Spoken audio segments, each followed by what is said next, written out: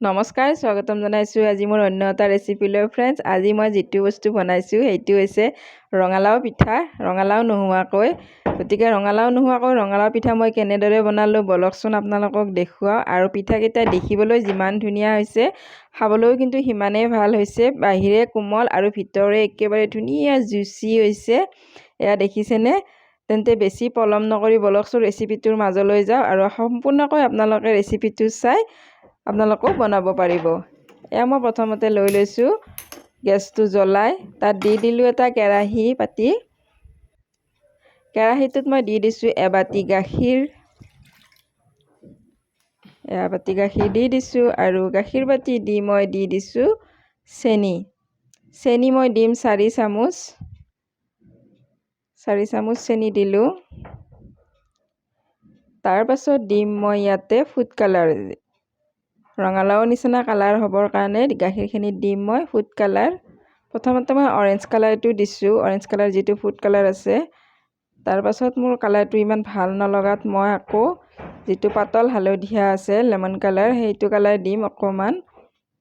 তেতিয়া মোৰ ধুনীয়া ৰঙালাওৰ কালাৰৰ নিচিনাই হ'ব পিঠাকেইটা। এয়া দেখিছে, এইটো পাতল হালধীয়া যিটো, সেই কালাৰটো দি দিছোঁ। তেতিয়া দুটা কালাৰ মিক্স হৈ এটা ধুনীয়া ৰঙালাওৰ কালাৰ হ'ব।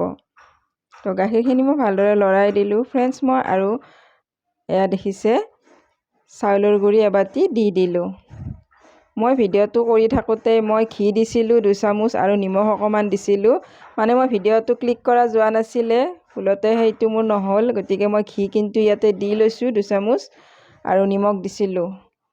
সেইখিনি মই ভাবিছোঁ ভিডিঅ' কৰা হৈ আছে চাগে, নাই সেইটো উঠাই নাছিলে, তেনেকেই ৰৈ গ'ল। দেখিছেনে? এনেকৈ মই চাউলৰ গুড়িখিনি ভালদৰে ৰান্ধি ল'লোঁ গাখীৰত। আৰু ধুনীয়া এটা ডো যেতিয়া ৰেডি হৈছে, কেৰাহীৰ পৰা যেতিয়া এৰ খাই আহিছে, তেতিয়া মই এনেদৰে বাচনখনত ঢালি ল'লোঁ। আৰু বাচনখনত ঠাণ্ডা হ'ব দিম মই। আৰু সেইখিনি সময় মই এনেই থকাতকৈ বনাই ল'ম, যিটো ভিতৰত দিম। তাৰ কাৰণে এয়া আলমণ্ড লৈছোঁ আৰু কাজু লৈছোঁ কাটি। ইফালে পিঠাগুড়িখিনি ঠাণ্ডা হ'ব দি, যিহেতু গৰমে গৰমে সানিব নোৱাৰি। আৰু আলমণ্ড আৰু কাজুখিনি কাটি লৈছোঁ। তাৰ ওপৰত দিলোঁ এয়া গুড় মিহিকৈ কাটি লৈছোঁ। আৰু মোৰ যে আজি নখবোৰ, মই তাৰমানে কালি কালাৰৰ কাম কৰিছিলোঁ, কিবা এটা পেইণ্টিং, সেইটো ভিডিঅ' দিম বাৰু। ক'লা ৰঙৰ কিবা এটা বস্তু কালাৰ কৰিছিলোঁ, তো মোৰ নখত লাগিছে। আপোনালোকে লেতেৰা বুলি নাভাবিব।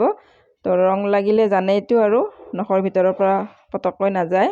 আৰু এনেদৰে ধুনীয়া স্মুথ ডো এটা মই কৰি ল'লোঁ। আৰু অলপো ফাটা নাই, দেখিছেনে? এনেকৈ যেনেকৈ জোন পিঠা বনাওঁ তেনেকৈ এটা বাতি বনাই লৈছোঁ। অকণমান লৈ লাড্ডু এটা কৰি ভালদৰে হাতেৰে পিহি লৈ আৰু বনাই লোৱা মই পুৰখিনি ইয়াতে ভৰাই দিলোঁ। ৰঙালাওৰ যে ভিতৰৰ গুটিবোৰ হ'ব, সেয়া ইয়াতে দি দিলোঁ। আৰু আপোনালোকে নাৰিকলো দিব পাৰে ইচ্ছা কৰিলে। মোৰ আজি নাৰিকল নাছিলে। আৰু কাজু আৰু আলমণ্ড যিহেতু বেছি হেল্ডি হয় ন, সেইকাৰণে দি দিলোঁ। তাৰপাছত এনেদৰে লাড্ডুটো কৰা হোৱাৰ পাছত মই আঙুলিৰে এনেকৈ অকণমান হেঁচি দিছোঁ, দেখিছে? আলফুলকৈ হেঁচি দিব, খুব জোৰে নহয়। তাৰপাছত এখন চুৰি ল'ব, এনেদৰে চুৰিৰে চাৰিওফালে আঁচকৈ দিব, যাতে ৰঙালাওৰ যে ক্ষীৰবোৰ যেনেকৈ হয়, আৰু সেই ক্ষীৰকেইটা বনাবৰ কাৰণে মই চুৰিখন লৈছোঁ। হাতৰ তলুৱাত এনেদৰে ল'ব, লৈ চুৰিখনেৰে এনেকৈ ৰঙালাওৰ ক্ষীৰকেইটা বনাই দিব। দেখিবলৈ খুবেই ধুনীয়া দেখি। এনেকৈ বিহুত বা ঈদত আপোনালোকে বনাই আলহীক দিব পাৰে ঘৰত। এনেকৈ ভাল লাগে প্লেটখনত এনেকুৱা ভাল বস্তু এটা দিলে। আৰু ৰঙালাওৰ ঠাৰি হিচাপে মই ব্যৱহাৰ কৰিছোঁ এটা লং, দেখিছে? লংটো মই হাতেৰে অকণমান হেঁচি দিছোঁ। তাৰপাছত মই আকৌ এটা আপোনালোকক দেখুৱাম, ঠিক একেধৰণে তেনেকৈ পুৰ ভৰাই দিলোঁ। দি উঠি এনেদৰে চুৰিখনেৰে ৰঙালাওৰ যিকেইটা ক্ষীৰ থাকে, আমি ক্ষীৰা বুলি কওঁ, ক্ষীৰ বুলি কওঁ, আপোনালোকে কি কয় জনাবচোন।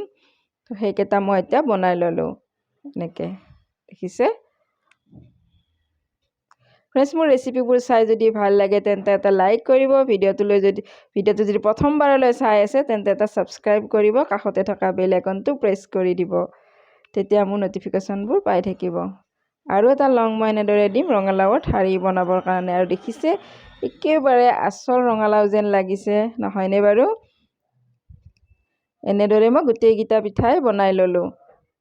আৰু পিঠাকেইটা মই বইল কৰিবৰ কাৰণে এটা চচপেনত দি দিছিলোঁ পানী। আৰু পানীখিনি উতলি আছে, তাত এটা এনেদৰে ফুটা থকা খৰাহী দি দিছোঁ।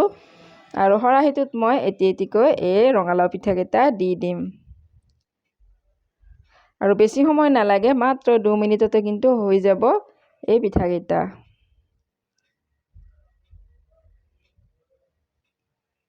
তাৰপাছত মই দি দিছোঁ এখন ঢাকনি মাৰি। আৰু এতিয়া হৈ গ'ল মোৰ 2 মিনিট, দেখিছে ঢাকনি গুচাই ল'লোঁ।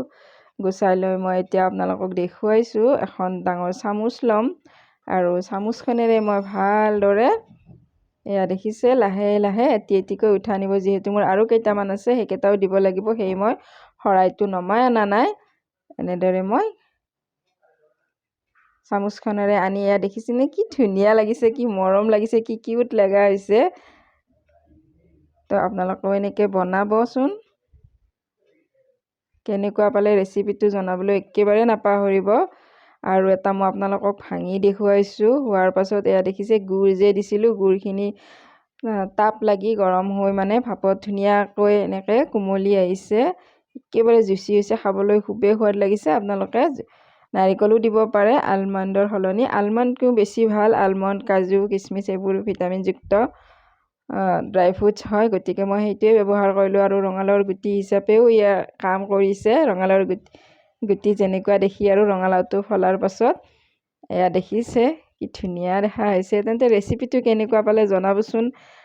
জনাবলৈ কিন্তু একেবাৰে নাপাহৰিব। আৰু আপোনালোকেও এনেকৈ বনাই খাব বুলি আশা কৰি পুনৰ লগ পাম অন্য এটি ৰেচিপিত।